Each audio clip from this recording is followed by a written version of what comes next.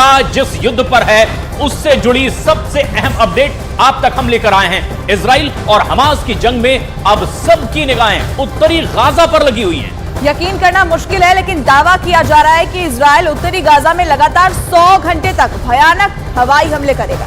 इधर हमास ने भी इजरायली सेना से निपटने के लिए नई तैयारी शुरू कर दी है और इस युद्ध में अब इजराइल और हमास के अलावा 5 और देशों के भी शामिल होने का खतरा बढ़ता चला जा रहा है।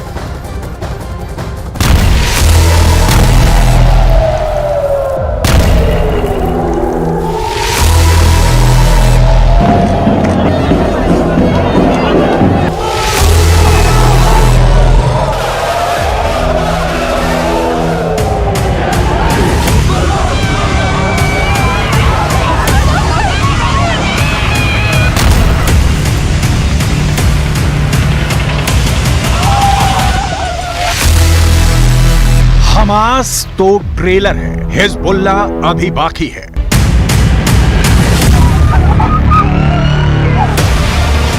जंग हमास ने शुरू की है, खत्म हम करेंगे।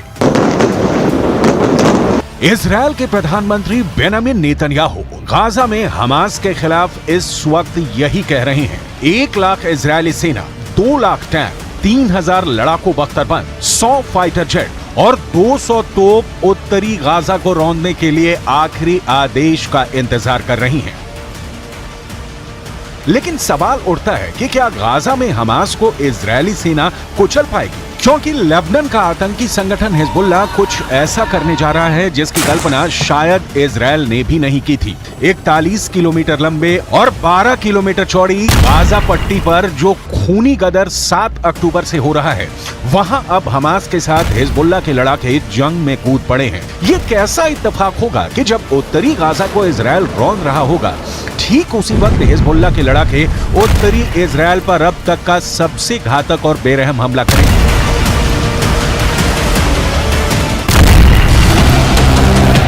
लेबनान में बैठा हिजबुल्लाह का चीफ हसन नसरल्लाह ने इजरायल, अमेरिका और पश्चिमी देशों को चेतावनी दे दी है कि गाजा को यूक्रेन मत समझ लेना। हम इजरायल को जमीन पर जंग नहीं जीतने देंगे। हम आपको आगे बताएंगे कि कैसे हमास के साथ मिलकर अब हिजबुल्लाह इजरायल को गाजा में जंग हराने का प्लान बना रहा है।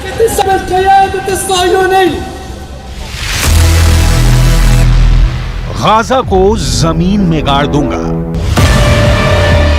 इजरायल ने हमास के भयानक और क्रूर हमलों के बाद से हमास को जमीन में गाड़ने की कसम खा ली है।